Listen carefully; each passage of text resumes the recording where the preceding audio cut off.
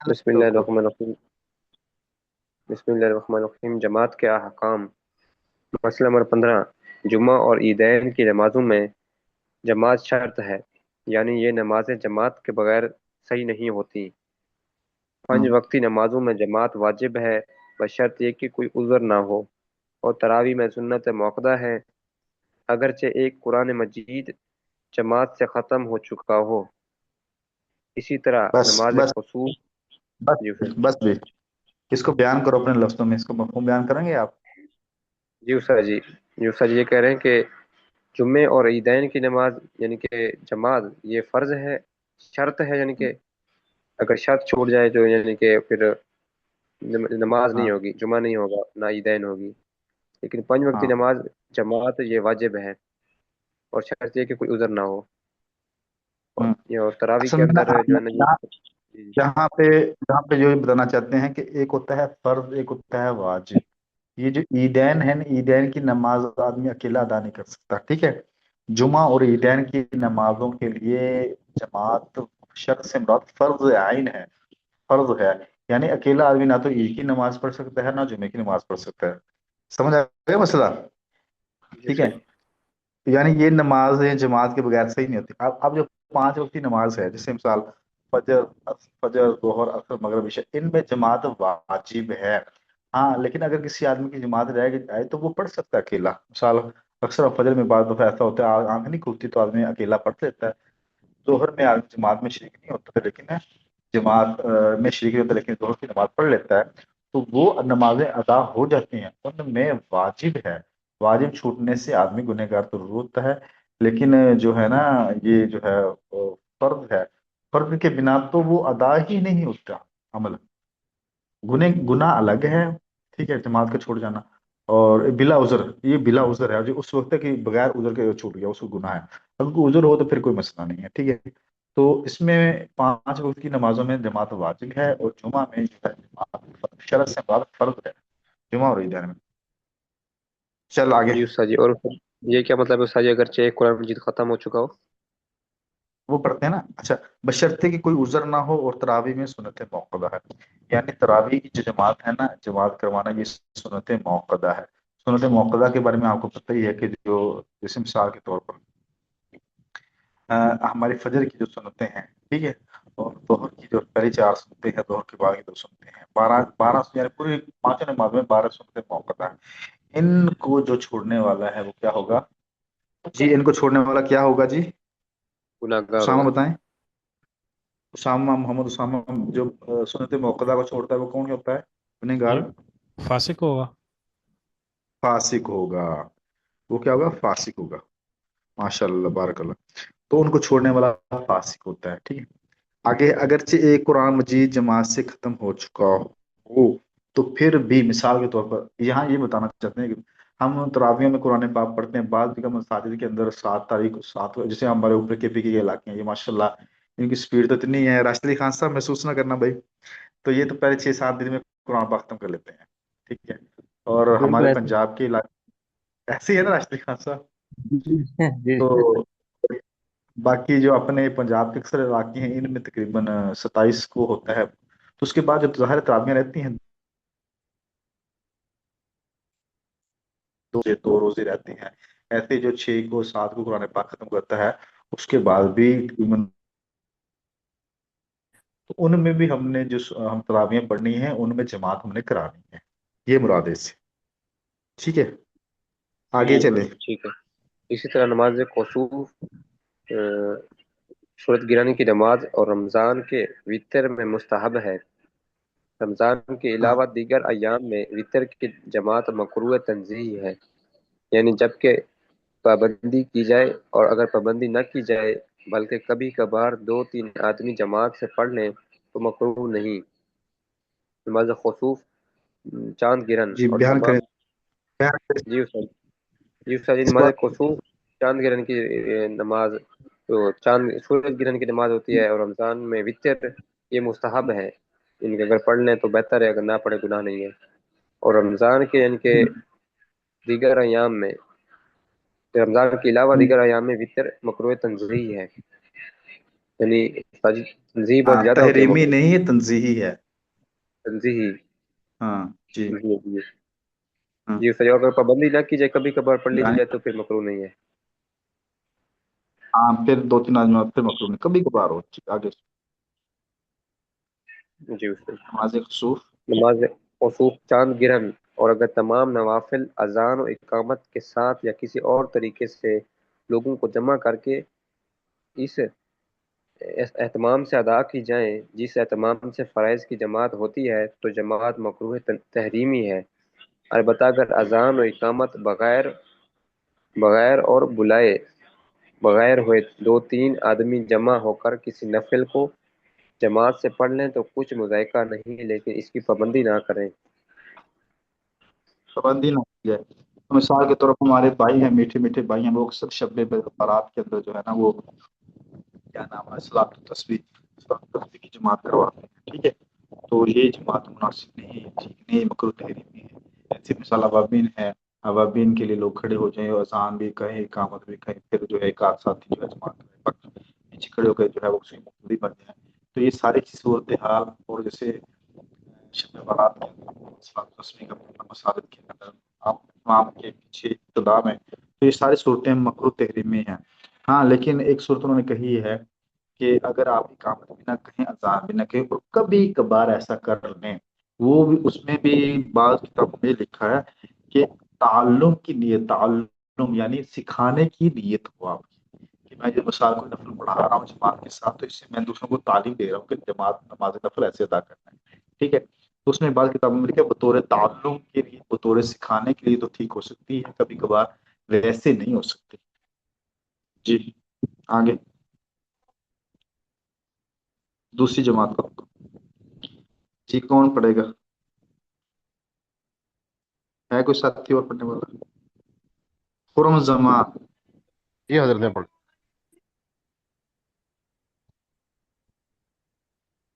खुरम जमान साहब तशरीफ ला चुके हैं माशाल्लाह, हैं?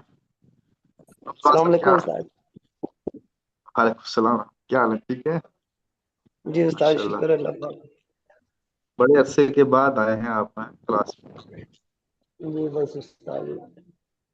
हाँ, कुछ किया नागा ना। पढ़ेंगे आप? जी पढ़ लो उस्ताद। पढ़े हैं आप दूसरी जमात को? बिस्मिल्लाहिर्रहमानिर्रहीम। दूसरी जमात का हुक्म। दर्ज झैल शराइत पा जाने की सूरत में एक मर्तबा जमात हो जाने के बाद इसी मस्जिद में दूसरी जमात मकरूह तहरीमी है। माशा- मोहल्ले नंबर एक, मोहल्ले की मस्जिद और आम मोहल्ले की मस्जिद की तारीफ ये है कि वहाँ का इमाम और नमाजी मुतय्यन हो। हम्म, नंबर दो, पहली जमात बुलंद आवाज से अजान व कामत कहकर पढ़ी गई हो। नंबर हम्म, तीन, पहली जमात इन लोगों ने पढ़ी हो जो इस मोहल्ले में रहते हों और हासिल हो। दूसरी जमात दूसरी जमात नंबर चार, दूसरी जमात जिस हैयत और इमाम से आपकी आवाज कट रही है खुरम पहले भाई। जमात अदा की आप गई है।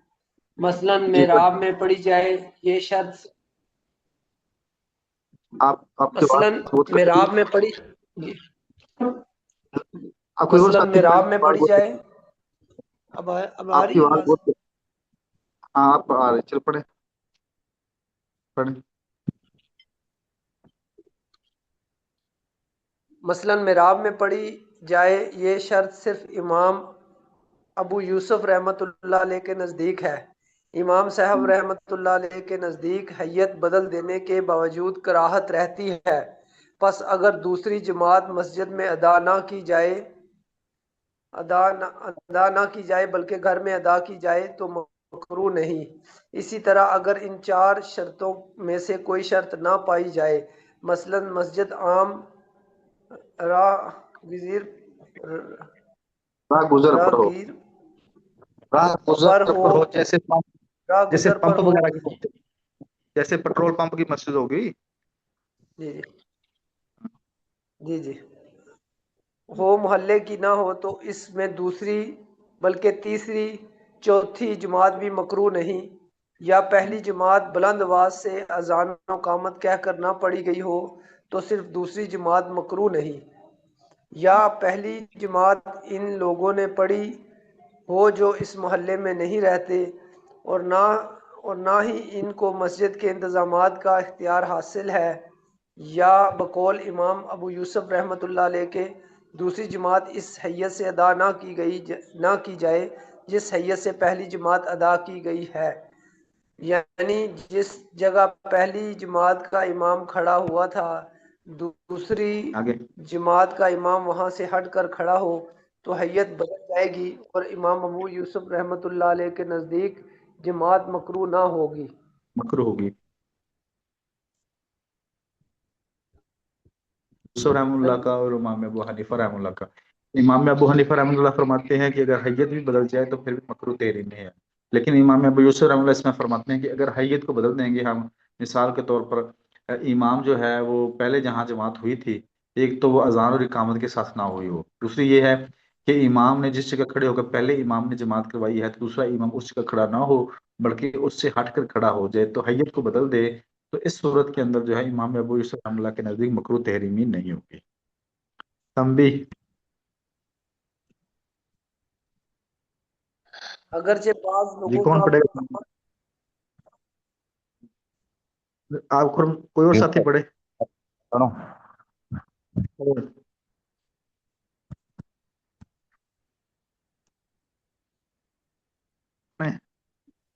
یہ استاد جی میں جی پڑھ محمد لوں؟ علی صاحب پڑھیں آپ۔ محمد علی جی صاحب میرا خیال کھولا ہوا ہے، آپ جی پڑھیں۔ جی تنبیہ، اگرچہ بعض لوگوں کا عمل امام ابو یوسف رحمہ اللہ تعالی کے قول پر ہے، لیکن امام ابو حنیفہ رحمہ اللہ تعالی کا قول دلیل کے اعتبار سے بھی قوی ہے، اور اس وقت دینی کاموں میں خصوصاً جماعت کے بارے میں جو سستی اور کاہلی ہو رہی ہے اس کا محمد علی تقاضا صاحب بھی یہی ہے۔ جی جی استاد جی دوبارہ پڑھیں اس کو۔ تنبیہ، اگرچہ بعض لوگوں کا عمل امام ابو یوسف رحمہ اللہ تعالی کے قول پر ہے، لیکن امام ابو حنیفہ رحمۃ اللہ تعالی کا قول دلیل کے اعتبار سے بھی قوی ہے، اور اس وقت دینی کاموں میں خصوصاً جماعت کے بارے میں جو سستی اور کاہلی ہو رہی ہے اس کا تقاضا بھی یہی ہے کہ حیت تبدیل ہو جانے کے باوجود دوسری جماعت کرانے پر کراہت کا فتویٰ دیا جائے، ورنہ لوگ دوسری جماعت مل جانے کی امید پر جان بوجھ کر پہلی جماعت چھوڑ دیا کریں گے۔ ہاں تو یہ سمجھ میں آ گیا نا جی جی یہ سمجھ میں آ گیا۔ کہ حیت بدل جائے تو آپ جماعت کرانا مکروہ تحریمی نہیں ہے، لیکن امام ابو حنیفہ رحمہ اللہ فرماتے ہیں کہ نہیں، اگر ایسا ہم کریں گے تو پھر لوگ سست ہو جائیں گے، لوگ کہیں گے بھی دوسری جماعت میں شامل ہو جائیں گے۔ مثال 2 بجے ہے، 2 بجے جماعت ہوگی تو پھر مثال 2 بجے نہیں پہنچ سکا ایک آدمی، یا وہ سویا ہوا تھا، اس نے کہا ٹھیک ہے یار میں 2 بجے نہیں، جو 2:15 یا 2:30 بجے جماعت کھڑی ہوگی نا میں اس میں شریک ہو جاؤں گا، تو اس میں لوگوں کے اندر سستی پیدا ہو جائے گی، دین کے احکامات کو لوگ ہلکا سمجھنا شروع کر دیں گے، جس وجہ سے امام ابو حنیفہ رحمہ اللہ کا قول قوی ہے، تو اس لیے حیت بدلنے سے بھی نماز ادا نہیں ہوگی، جماعت مکروہ تحریم میں ہوگی۔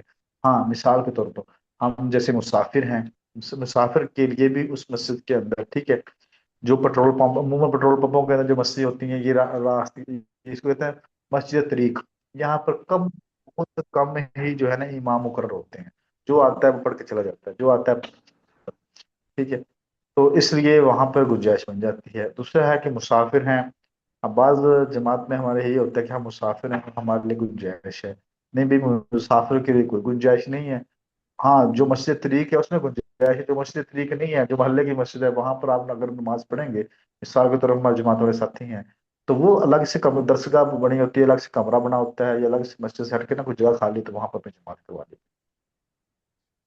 ٹھیک ہے۔ دوسرا بھی آگے کون پڑے گا؟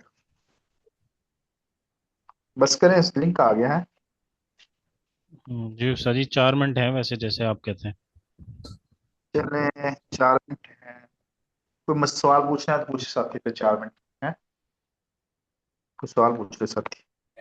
استاد جی اپنی مقامی مسجد میں اگر جماعت ہو چکی ہو تو مسجد کی حدود کے باہر سے تو کرائی جا سکتی ہے۔ हाँ, मस्जिद की हदूद से बाहर करवा लेते हैं। जैसे अक्सर तौर पर क्या नाम है, दरसगाह होती, साथ साथ को कमरा होता है जमात के लिए मुख्तस है, जी जी सर, यस। उसमें आप करवा सकते हैं बिला जवाब, बिल्कुल ठीक है नमाज वहाँ। जी सर। और ये कि वैसे मुसाफिर हों तो मस्जिद की हदूद के अंदर भी रही जा सकती है? मुसाफिर हो तो इसमें थोड़ा सा शिकाल है मुझे, मैं इंशाल्लाह कल आपको इस पूरी तफसील बयान करूंगा, ठीक है। जी मुनासिब सर, क्योंकि सर जी मैंने ऐसे सुना था उलमा से कि इस समय सुना हमने भी था, लेकिन मैंने इसको पढ़ा है ना, तो मुझे मुसाफिर की कोई शिक नजर नहीं है इसके अंदर ना। अब देखना इन्होंने जो लिखा है, इसमें इन्होंने कोई मुसाफिर का तज़किरा ही नहीं किया, ऐसी है ना। जी जी सर। तो मैंने नहीं, भी दुख तक अब सर जी जिस तरह अरबों में है कि ताकि जमात ना जाया हो तो वो तो कराते रहते हैं, जो आता है बस आगे। देखो इमाम शाफी रहमतुल्लाह के, देखो इसमें कौल उन्होंने इमाम शाफी का तो कौल नकल ही नहीं किया, जी ना सर। इमाम अहमद का कौल निकल किया, ना इमाम मालिक का कौल किया। इन्होंने तो हमारे फिका हनफी के दोनों उलमा कराम, इमाम अबू यूसुफ और इमाम अबू हनीफा, ये हमारे फिका हनफी के हैं, इन्होंने इन्हीं के कौलों को जिक्र किया, उनके कौलों को तो उन्होंने लिया ही नहीं है, ठीक है। जी जी सर। जी पर मैं सर कल जी। आपको, कल मैं आपको उसके कौल भी जिक्र करूंगा, ठीक है इंशाल्लाह। हाँ सर। जी सर जी। और आगे भी आ रहा हाँ है सर जी बाब सफर में नमाज पढ़ने का बयान इसी किताब में आ रहा है। चलें, अल्लाह